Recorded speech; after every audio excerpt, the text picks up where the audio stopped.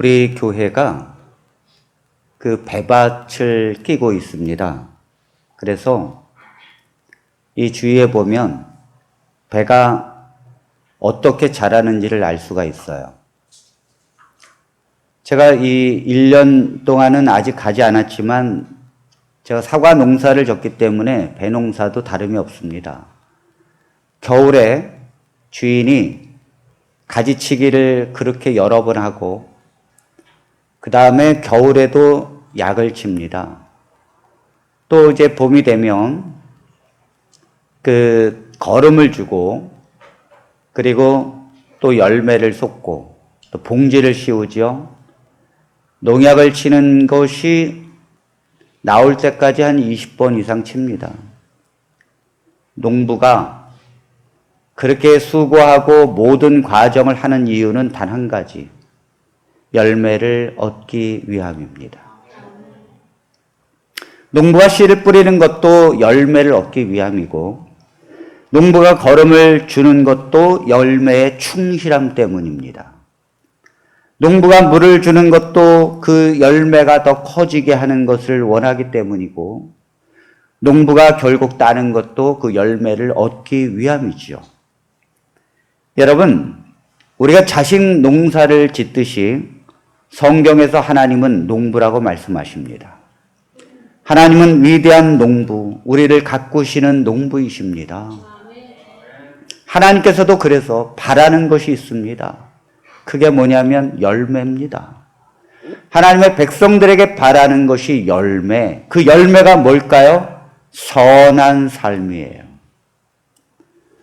사랑을 실천하고 인자를 베풀고 하나님을 향해서 살고 하는 모든 열매를 하나님은 바라십니다. 우리 모두에게 열매가 있게 되기를 간절히 바랍니다. 그런데 죄인인 우리는 그 열매를 스스로 맺지를 못합니다.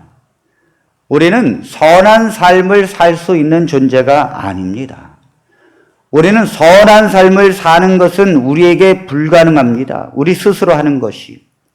오히려 선한 삶은 마음은 원하지만 실제로 내가 사는 모습을 보면 다 악한 삶이에요. 하루를 지내서 보십시오. 내가 얼마나 악하게 세상을 살았는가.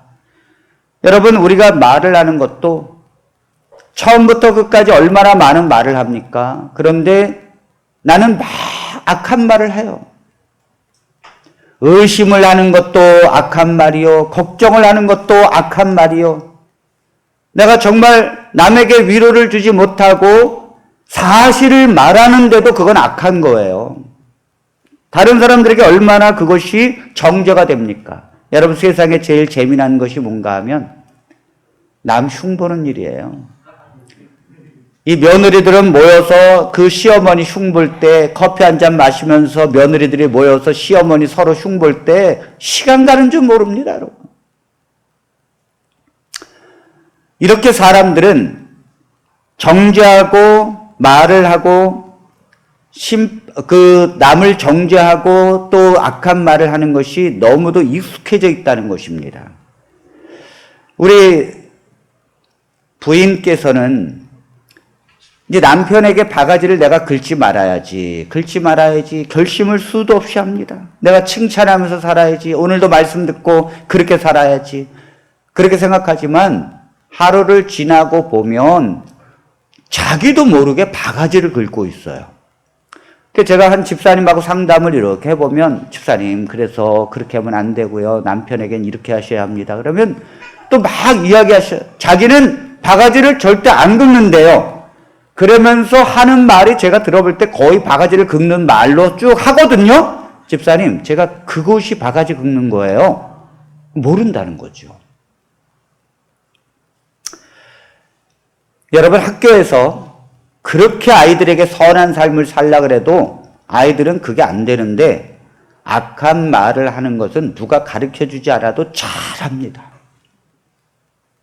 10대 여학생들에게 KBS 스페셜 10대 욕에 중독되다, 이 프로그램을 보니까 10대 여학생들이 4명이 45분 동안 무슨 말을 하고 있는지를 조사를 했어요. 녹음을 해서.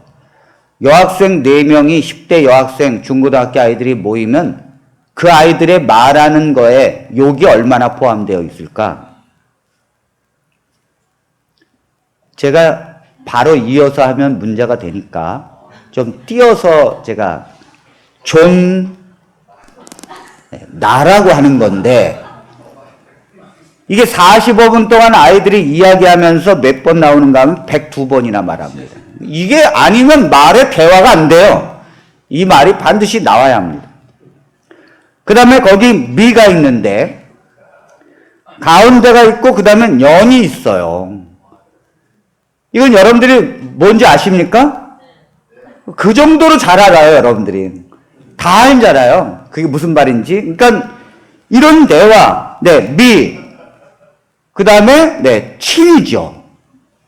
그 다음에 연인데, 이런 말을 그냥 쭉 하는데 45번이나 한다는 거예요.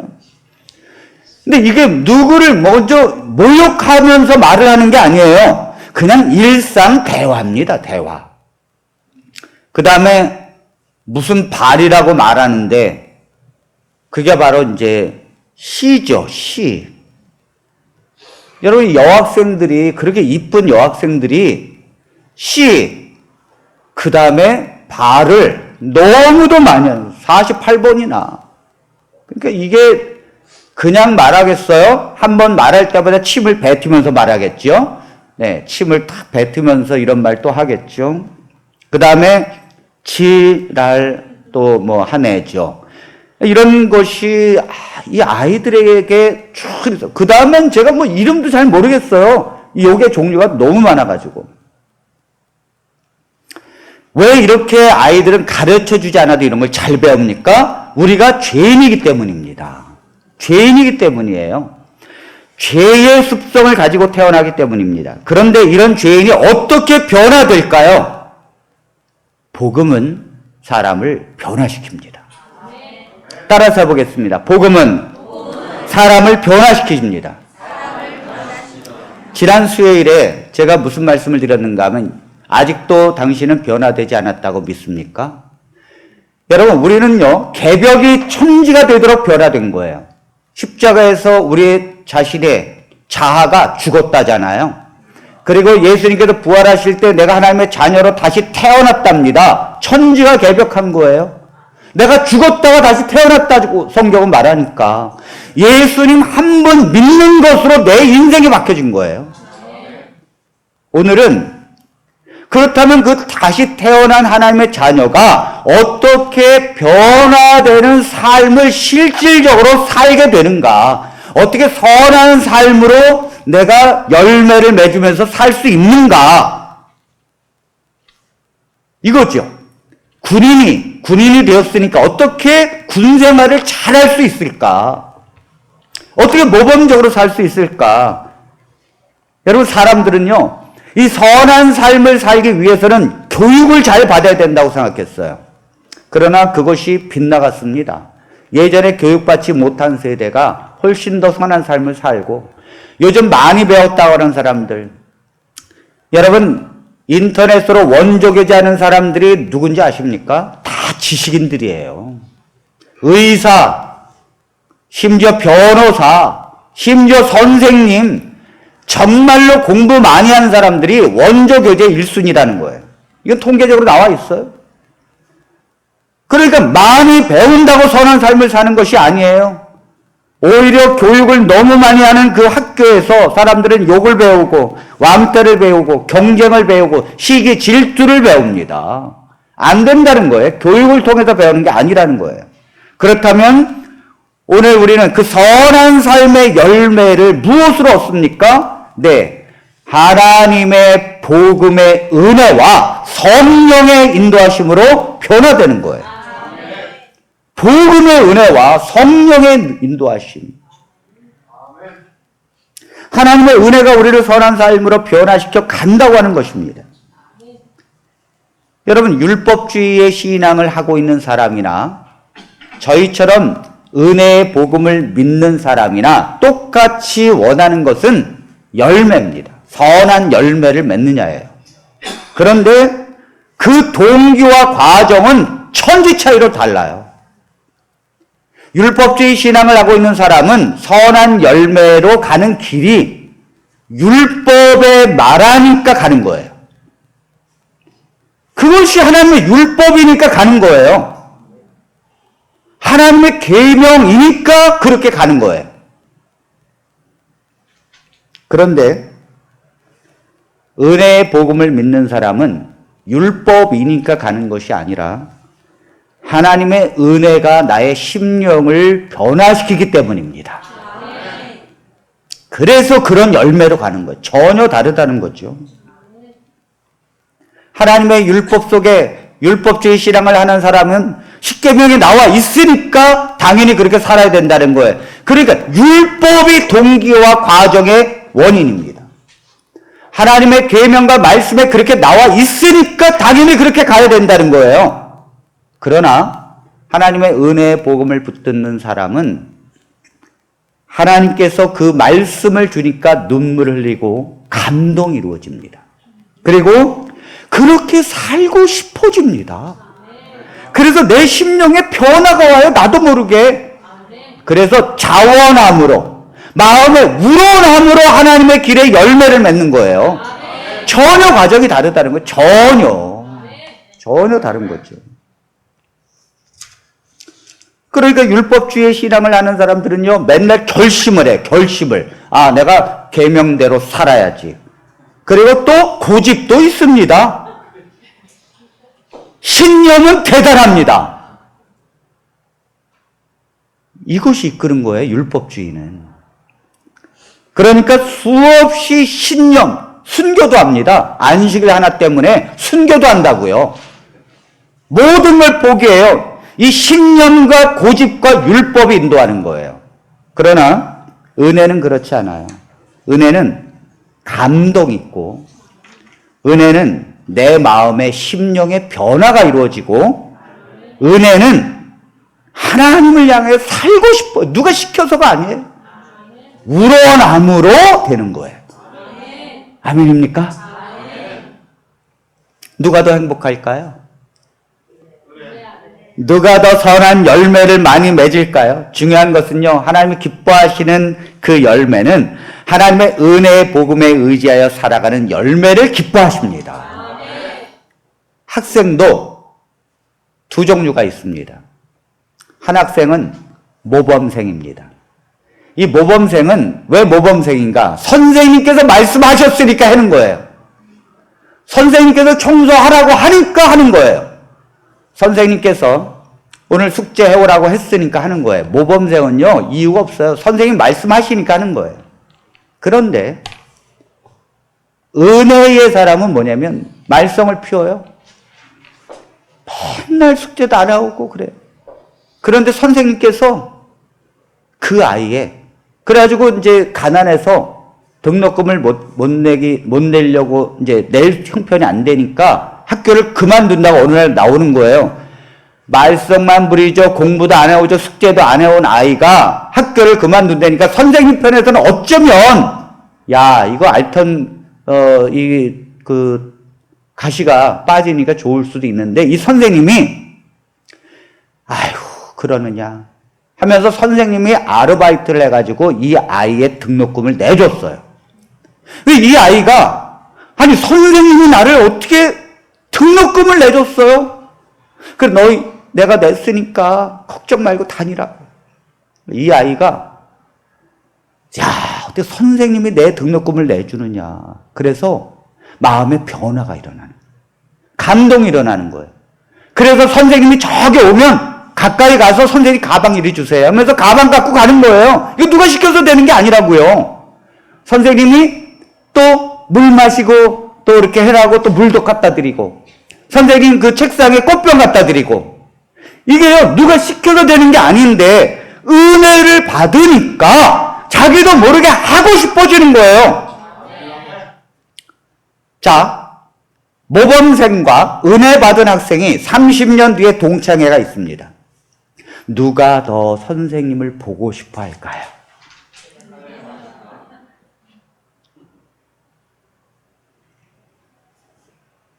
모범생은 선생님 말씀이니까 행한 거거든요. 거기에는 어떠한 이유도 없습니다. 그러나 은혜 받은 자가 선생님을 만나고 싶어 하는 거예요.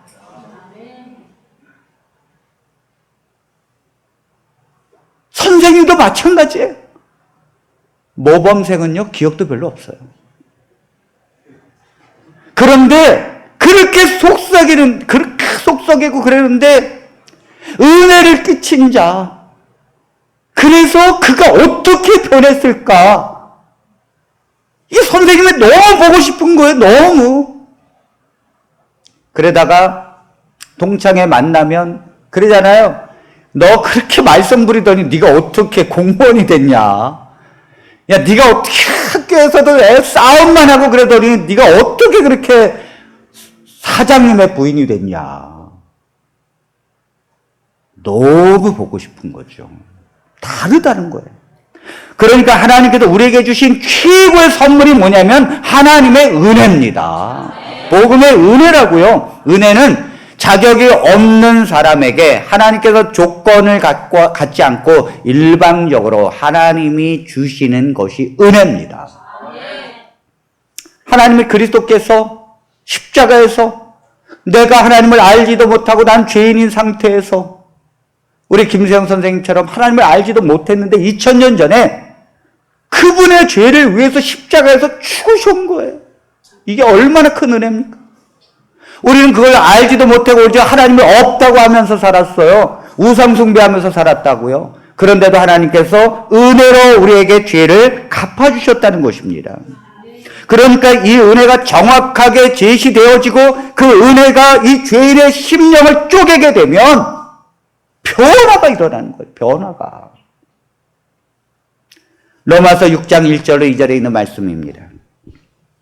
그런즉 우리가 무슨 말을 하리요? 은혜를 더하게 하려고 죄에 거하겠느냐? 그럴 수 없느니라. 죄에 대하여 죽은 우리가 어찌 그 가운데 더 살리요? 자, 율법주의의 신앙을 하고 있는 사람들은 이렇게 말합니다. 은혜를 자꾸 더하게 되면 죄에 거하게 된다고. 그래, 바울이 그러는 거죠. 은혜를 정말로 더하게 하려고 과연 사람이 죄를 자꾸 짓게 되는가? 아니라는 거예요. 사람들은 자꾸 목사님 은혜를 베풀면요, 사람들이 자꾸 죄를 짓는다니까요. 그러시면 안 됩니다. 저한테 아주 가르칩니다. 값싼 은혜입니다. 그거는 자꾸 그렇게 은혜 하면 교인들이 안 됩니다. 여러분, 은혜를 붙들지 않고 율법으로 지도를 하게 되면 신앙의 모습은 갖출 수 있어도 결국은 무너집니다. 제가요, 우리 아이 3명 키우면서 안식일교회에서 목회할 때 저녁 예배도 단 한 번도 아이들을 예배에 빠뜨린 적이 거의 없어요. 거의 정말 없어요. 심지어 감기에 걸려서 몸살을 앓고 있어도 얘들아, 교회 갈 시간이다. 그 아이들이 벌떡 일어나요. 일어나는 이유가 안 가면요, 제가 얼마나 또 화를 내고 그러는지 모릅니다. 그러니까 이 아이들이 신앙의 모습은요, 화요일 저녁, 금요일 저녁 언제든지 아이들이 있거든요. 신앙의 모습은 갖출 수 있어요. 근데 제가 충격을 받았어요. 이 아이들이 자기들끼리 얘기하는데 엄마가 그걸 들었는데, 얘들아, 우리는 크면 절대 교회 나가지 말자. 그냥 클 때만 기다리는 거야. 클 때만. 아니, 제가 이 아이들이 이제 이렇게 하다가 중학교 올라가니까 그 시험이 다가오잖아요. 그러면 이 시험 공부를 해야 되니까 저녁 예배를 안 가려고 그래요. 그때 제가 뭐라 했는가 하면, 요거 한 번 허용하면 계속 그럴 것이다. 안 된다 그랬어요. 집사람한테 안 된다고. 그때 집사람이 제가 그렇게 신앙을 했는데 이 아이들이 겉모양 형식으로는 신앙을 잘하는 것처럼 보여요. 그러나 무너진다니까요. 신앙이 지나가면 무너진다니까요. 안 되는 거예요. 하나님께서 우리에게 주신 최고의 선물이 뭐냐면 은혜 다음에 최고의 선물은 자유의지입니다. 자유의지. 하나님을 섬기기도 하고 안 해도 됩니다. 자유의지. 그런데 하나님은 강요에 의해서 하나님을 섬기는 걸 원치 않으십니다. 하나님은 우리가 신령과 진정으로 예배하는 자를 찾으신다 그랬어요. 신령과 진정으로 예배하는 게 뭡니까? 내 마음, 심령에서 나오는 마음으로, 그리고 자원하는 마음으로, 친정한 마음으로. 여러분, 내일 시험 공부가 너무너무 하고 싶은데 안 된다고 하면서 강제로 올라가는데 그게 어떻게 진정한 마음으로 드릴 수 있겠어요? 그게 안 되는 거예요.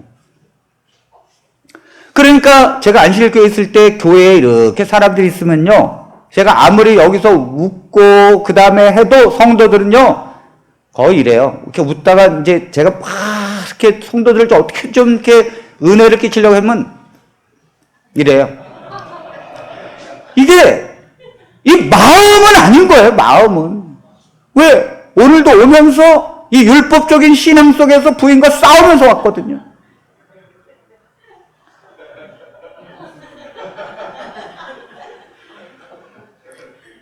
제가 이제 안식일교회에서 안중에서 목회를 할 때 제가 이제 이 복음을 깨닫는 이제 그 과정이었습니다. 10년 전인데 그때 교회에 한 여집사님이 나오시고 그 다음에 그 남편은 원래 집사인데 교회를 안 나오는 분이 계셨어요. 제가 이제 남편이 왜 교회를 안 나오십니까? 했더니 옛날에 다녔다는 거예요. 저 진주에서. 열심히 다녔는데 이쪽으로 이사 온 뒤부터 교회를 안 나간대요. 아니, 그 교회에서 상처를 받아가지고 이제 교회라면 난 죽어도 안 나가겠다 그래서 안 나온다. 나중에 알게 됐어요, 그건. 저는 그 사실을 모르고 그냥 남편이 참 나왔으면 좋겠다 이렇게 생각을 했는데 한 번은 그 가정에 결혼식이 잡혔습니다. 딸이 결혼을 하는데 토요일 날 잡혔어요. 여집사님인데 토요일 날 잡았어요. 그러니까 교인들이 아니 집사 정도 되면 토요일 날 안식일 날 어떻게 결혼식을 잡느냐고. 그런데 이제 잡혔는데 이거 어떻게 합니까? 토요일 날 잡혔으니. 그래서 제가 이제 직원회를 열었어요. 그리고 결론을 어떻게 내렸는가 하면 두 분, 수석장로님하고 다른 분이 미리 성도님들 부주금을 걷어서 두 분이 대표로 다녀오십시오. 안 갈 수는 없고 다녀오십시오. 그래서 제가 하는 말을 꼭 전해주십시오. 오늘 꼭 목사님과 성도들이 오고 싶었는데 안식일이라 부득이하게 못 왔습니다. 그러나 목사님께서 너무너무 축하한다고 전해달랍니다. 그리고 부주금을 모은 걸 전달하고 오십시오. 식사도 하시고. 그렇게 결정을 내렸는데 한 3주 뒤에 이제 결혼식이거든요. 그런데 교회에 한 장로님이 계셨는데 이 장로님은 다른 지방합회의 문서전도 부장이에요. 평신도 문서전도 부장입니다. 그러니까 예언의 신을 많이 팔아가지고 그걸로 이제 부장이 됐어요. 근데 그 장로님이 저한테 와서 이런 말을 하더라고요. 목사님, 한 번 허용하면 그 다음부터는 교인들이 토요일 날 잡습니다. 계속. 토요일 날 그냥 결혼식에 가고 토요일 날 막 결혼식 잡고 이게 어떻게 합니까? 무너집니다. 저한테 막 그러시는데 제가 이미 결정을 했는데 어떻게 해요? 장로님, 그냥 믿어봅시다. 그렇다고 무너지겠습니까? 그랬더니 장로님께서 너무너무 불만이 있는 거예요. 그래서 성도님들한테 목사님이 너무너무 모른다고. 저 한 번 허용하면 교인들이 얼마나 방종하는지 모른다고. 저는 꼭 참고 있었어요. 결혼식이 됐습니다. 두 분이 다녀왔습니다. 나중에 잘 다녀왔습니다. 얘기하고. 그러냐고. 그래, 끝나고 제가 나중에 전화를 드렸어요. 너무너무 축하한다고. 못 가서 미안하다고. 그래서 저는 이제 비난을 받는데, 왜요? 빌미를 줬잖아요. 안식일을 어기는. 그런데 다음 주가 됐습니다. 그랬더니 그 집사님의 남편 집사님이 교회를 온 거예요. 이 군인 출신이라 빽쩍 마르고요. 키가 1m 80에 눈은 굉장히 날카롭습니다. 정말 군인이에요. 그냥 변동이 없는 군인. 딱 오셔가지고 앉아 계셔서 제가 결혼식을 했으니까 앞에 나와서 인사하십시오 그랬더니 그 부인이 먼저 인사하고 남편이 제가 좀 할 말이 있습니다 하면서 나와서 말씀하시는데 이렇게 말하더라고요. 사실은 자기도 안식일교회 옛날에 다녔기 때문에 토요일날 잡아서 안식일교회도 아무도 안 올 줄 알았대요. 아무도. 그런데 두 분이 와서 부죽금을 전달하고 목사님께도 못 와서 너무너무 미안하다는 이야기를 듣고는 밤새 생각했다는 거예요. 내가 너무너무 미안하다는 거죠. 교회에게. 이렇게 교회는 우리를 배려해주고 싶은데 함께하지 못한 걸 오히려 미안해하니까 이 남자 집사님이 너무너무 마음에 이 은혜와 사랑이 느껴지니까 나와서 그러더라고요. 나 이제부터 교회 다니겠습니다. 열심히 다니고요. 교회 그 농장이 큰 농장이 있었는데 다른 사람들은 그 일을 못하고 다 그냥 힘들어서 그랬는데 이분 한 분은 그 일을 거의 끝까지 해요. 왜요? 교회를 위해서 헌신하겠다고. 사람이 이렇게 바뀌어지는 거예요. 이렇게. 그러니까 우리가 어떻게 살아야 합니까? 우리가 하나님 앞에 은혜로 살아야 합니다. 은혜로. 우리 성도님들이 복음을 믿고 하나님의 은혜를 붙잡고 사는데 삶은 율법적으로 살아요. 복음을 믿고 나왔어요. 그 하나님의 은혜를 붙듭니다. 아멘 아멘 합니다. 그런데 사는 거 보면 율법적으로 살아요.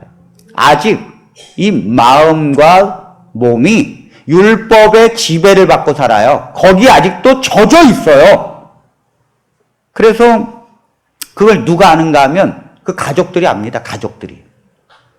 그 가족들이 참 너무 기분이 나쁜 건요. 가족들이 교회에도 안 나오면서 우리들을 평가해. 그러면서 말해요. 엄마는 아직 맨날 은혜, 은혜, 복음, 복음 그러면서 왜 자꾸 율법적으로 우리를 대해? 아니, 본인들은 교회도 안 나오면서. 그러니까 다 보는 거예요. 다 보는 거예요. 우리가 복음을 믿고 있고 그럼 복음으로 사는가? 아니면 율법적으로 살고 있는가? 여러분, 복음으로 살고 은혜로 사는 건요, 하루아침에 되는 게 아니에요. 하루아침에 되는 게 아니에요. 그럼 어떻게 해야 됩니까? 매 순간 통회하는 마음으로 기도합니다. 하나님, 나는 내 뼛속까지 율법적인 삶을 살았어요. 하나님, 은혜의 복음이 내 뼛속까지 바꾸게 해달라고 끊임없이 기도하고 끊임없이 복음을 붙들고 하나님의 은혜를 붙들고 끊임없이 가야 합니다. 하루아침에 교회에서 아멘 한다고 되는 게 아니에요. 그 삶으로 가는 건요, 한순간도 방심하지 말고 계속해서 복음을 붙들어야 합니다. 여러분, 가족들이 얼마나 불쌍합니까? 여러분들의 가족들이 교회 안 나온다고 또 막 그냥 여러분들이 구박하고. 아니에요. 교회 안 나온다고 구박하면 안 됩니다. 교회를 안 나오고 믿음도 없으면 구원도 못 받는데 얼마나 불쌍합니까? 불쌍하는데 여러분들은 구원받고 하나님의 은혜를 받고 아멘하고 기뻐하는데 그런 기쁨도 모르잖아요. 그런데 왜 그들은 그렇게 불쌍한데 또 여러분들에게 구박을 받아야 합니까? 여러분들은 은혜 받고 기뻐하고 맨날 구박 주면 되겠습니까? 안 된다는 거예요. 은혜 받고 기쁨이 넘치는 여러분들이 70번에 7번이라도 용서해야 될 줄로 믿습니다. 70번에 7번요, 은혜 받은 자가 하는 거예요. 은혜 받은 자가. 용서하는 거예요. 끊임없이.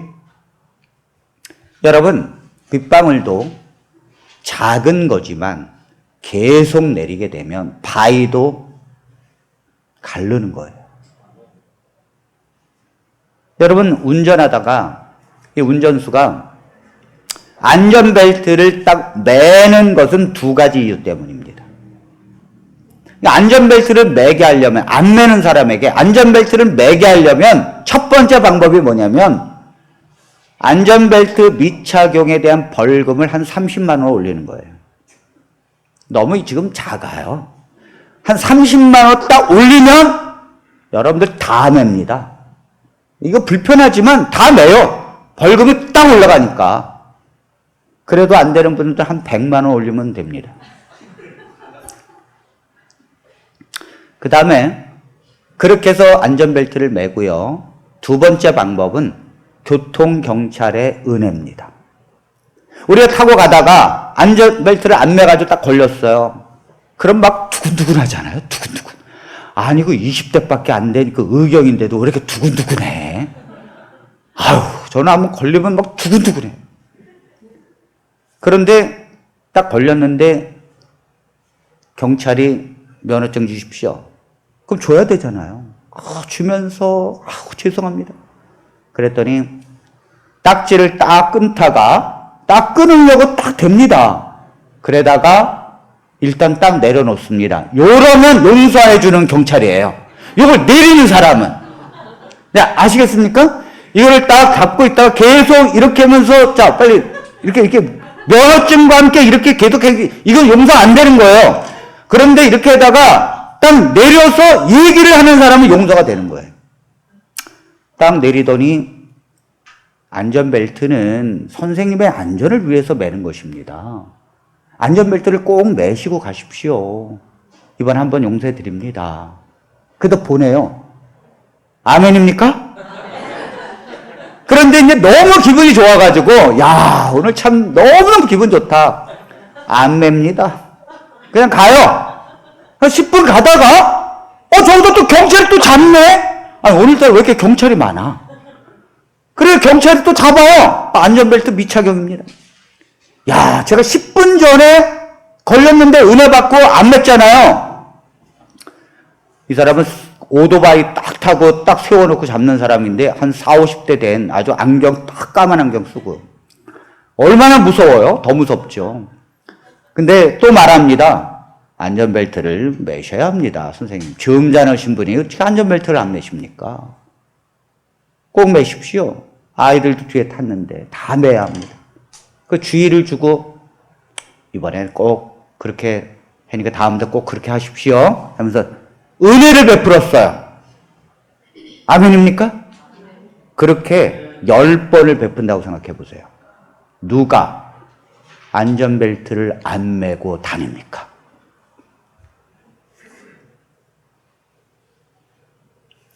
벌금을 높이는 방법도 안전벨트를 매는 방법이지만 그것이 아니에요. 무한한 은혜와 그 사람을 향한 사랑이 그렇게 가도록 만드는 거예요. 아멘입니까? 그렇게 살아야 돼요. 그러니까 사람은요, 이 은혜를 받으면 어떻게든지 다른 방법으로 그걸 갚고 싶어 하는 마음이 인간에게는 있어요. 아직도 인간은. 그러니까 로마서 6장 2절에 뭐라 그래요? 그럴 수 없느니라. 죄에 대하여 죽은 우리가 어찌 그 가운데 또 살리요? 그럴 수 없다는 거예요. 이게 헬라어로 메게노이트. 이 말은 뭐야? 절대 불가능하다. 하나님의 은혜를 받는 자가 죄에 더 거하면서 죄를 더 짓느냐? 그럴 수 없다는 거예요. 그럴 수 없다. 하나님의 은혜가 그렇게 쉬운 게 아니라는 거예요. 여러분, 제가 지난번에 그 전설의 고향 얘기를 했어요. 30년 전에 했던.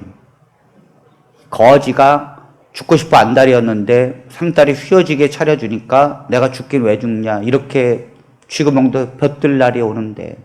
그래서 이 거지가 도망갔어요. 오늘은 그 후속편입니다. 그래, 이 거지가 도망가 버렸어요. 꼼짝없이 이제 죽어야 돼.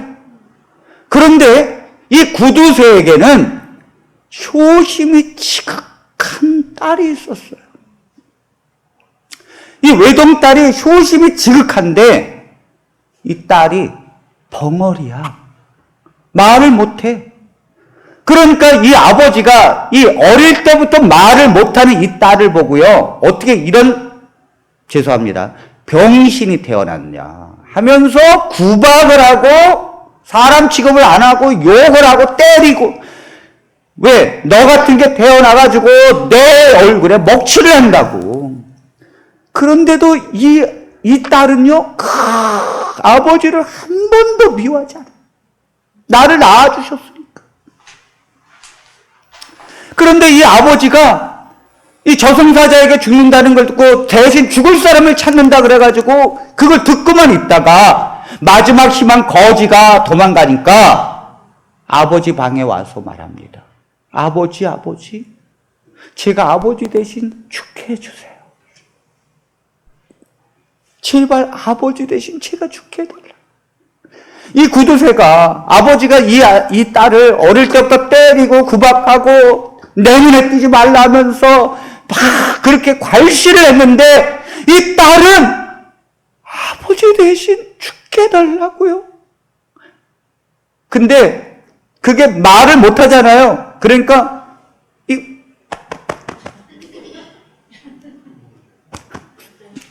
내가 아버지 대신 죽게 해달라고. 그러니까 이 아버지가 거기서 막 오열을 하는 거예요. 내가 너를 때리고 구박하고 욕하고 너 없으면 내가 얼마나 좋은지 모른다고 하면서 말했는데 너는 내 대신 죽게 해달라고 얘기를 하네. 그래서 어쩔 수 없이 반쯤 회개를 하고 딸을 그 방에 그날 밤 세웁니다. 그래, 딸이 이제 이렇게 대신 죽으려고 저승사자가 왔는데 아무리 봐도 저승사자도 보는 눈이 있어요.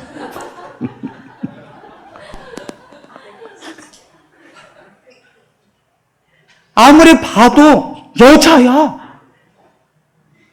그리고 가만히 딱 보니까 아이고, 이건 구두쇠 딸이 여기 있네. 저승사자가 너는 그 구두쇠 딸이 아니냐? 네가 왜 여기 있느냐? 그랬더니 이 구두쇠가 이 딸이 막 하면서 아버지 데려가다. 아버지 대신 나를 데려가달라. 그러니까 이 저승사자가 세상에 내가 네 아버지가 네가 어릴 때부터 너를 때리고 욕하고 너를 구박한 걸 내가 다 아는데 너는 어찌 네 아비를 위해서 죽게 해달라고 말하느냐. 이 효심이 가득한 자야. 너의 소원을 내가 들어주겠다. 내가 너의 아버지에게 한 번 더 기회를 주겠다. 너를 데려갈 수가 없으니 아버지에게 한 번 더 기회를 주겠다 하면서 떠났어요. 그 뒤로 구두쇠 아버지가 어떻게 살았을까요? 변화되어 살았습니다. 아멘입니까? 아멘입니까? 로마서 6장 16절에 있는 말씀입니다. 죄가 너희를 주장하지 못하리니 이는 너희가 법 아래 있지 아니하고 은혜 아래 있음이라. 그런즉 어찌하리요 우리가 법 아래 있지 아니하고 은혜 아래 있으니 죄를 지으리요 그럴 수 없느니라. 여러분, 하나님의 은혜는요 지금도 우리에게 넘치는 거예요. 지금 죄가 너희를 주장할 수 없다는 것입니다. 왜냐? 너희는 법 아래 있지 아니하는 사람이고 하나님의 은혜 아래 있기 때문에 누구도 너희를 정죄할 수 없나니 예수 안에 있는 자는 정죄할 수 없나니 하나님의 법 아래 있지 아니하고 하나님의 자녀이기 때문에 은혜 아래 있음이라. 그런지 어찌하리요? 우리가 법 아래 있지 아니하고 은혜 아래 있으니 죄를 더 지으면서 살리요? 그럴 수 없느니라. 아멘. 선한 삶의 열매를 맺는 건요 하나님의 은혜 아래 사는 사람이에요. 값싼 은혜입니다. 목사님, 그 은혜 한다고 하나님의 말씀대로 살지 않습니다. 사람들은 방종합니다. 이렇게 말하는 사람은 한 번 더 미안하지만 하나님의 은혜 아래 눈물을 흘려본 자가 아니에요. 한 번도 통곡하면서 하나님의 십자가의 은혜 속에 내 심령을 통곡하면서 운 적이 없는 사람이에요. 그러기 때문에 그걸 모르는 거예요. 자기가 하나님의 은혜와 십자가의 말씀과 그리고 이 성경의 말씀, 너를 정죄하지 아니하느니 너희가 법 아래 있지 아니하고 은혜 아래 있기 때문이라, 이 말씀을 믿는 순간 통곡의 경험이 있다면 내가 얼마나 하나님을 사랑하고 얼마나 하나님을 향하여 의의 열매를 맺고 싶어 하는지를 알기 때문에 그런 사람은 값싼 은혜라고 말하지 않습니다. 자기 스스로 그 경험이 있기 때문에 그건 어떤 강력한 것보다 더 강력한 힘으로 의의 열매를 맺게 하는 것입니다. 전북 임실군 오수면 오수리에 그 마을에는 의견비가 있습니다. 개의 동상을 세워놨는데 고려 때 최자가 지은 보한집에 이 이야기가 나옵니다. 고려시대에 임실군 오수면 오수리에 김계인이라고 하는 사람이 살았어요. 너무도 이 강아지를 좋아해서 어릴 때부터 이 강아지를 너무너무 사랑으로, 은혜로 이 강아지를 사랑해 주었는데, 이 사람이 어느 순간 장날 그 시장에 갔다가 지인을 만나서 술이 걸쭉하게 취해서 집으로 돌아오는 길에 그만 그늘 밑에 잠이 취해서 잠이 들었어요. 이 개는 늘 주인 옆에서 같이 따라다녔는데 그만 저 논둑에 불이 타다가 이 주인에게로 불이 붙기 시작하는 것입니다. 이 주인의 목숨이 위험한 걸 알고 이 개는 즉각적으로 저 시냇물에 가서 자기의 몸을 적셔서 주인에게로 불이 오지 않도록 주위를 다 물로 적십니다. 그 뜨거운 물길이 오면서 이 주인에게 가지 않기 위해서 이 개는요, 지치고 힘들지도 않으면서 끝까지 수없이도 많이 반복해서 자기의 몸을 적시고 이 풀을 적셔요. 너무 지쳐서 이 개는 그 주인 옆에 쓰러집니다. 그리고 불에 타 죽습니다. 나중에 주인이 수레께 보니까 자기 주위에 물이 흥건히 젖어 있었고 개는 거기 거슬려 죽었어요. 개가 사람의 은혜를 받으니까 변하는 거예요. 훈련된다고 되는 게 아니에요. 훈련된 코끼리는요, 사람한테 자기 기분 나쁘면 덤빕니다. 그러나 은혜 받은 동물은 덤비는 예가 없어요. 2011년 브라질의 시골 해변에 한 할아버지가 거닐다가 펭귄을 한 마리 봤습니다. 근데 이 펭귄이 상처를 입어가지고 그 떠밀려온 그 나뭇가지에 걸려서 그만 죽어가고 있었습니다. 그 펭귄을 할아버지가 치료해주고 살렸어요. 먹을 걸 주고. 그런데 이 펭귄이 이 할아버지의 이 깊은 은혜를 잊지 않고 매년이면 아프리카에서 브라질까지 매년 찾아옵니다. 지금까지. 사람들이 신기해서 그 할아버지와 펭귄을 보는데 이 펭귄은 그 할아버지를 알아보고 해변으로 찾아와가지고 할아버지와 며칠 놀다가 또 간대요. 그런데 그 펭귄이 1년에 한 번씩 오는 거리가 남아프리카에서 브라질까지 8,000km. 8,000km. 서울에서 부산을 10번이나 왕복해야만 하는 거리를 혼자서 헤엄쳐 온다는 거예요.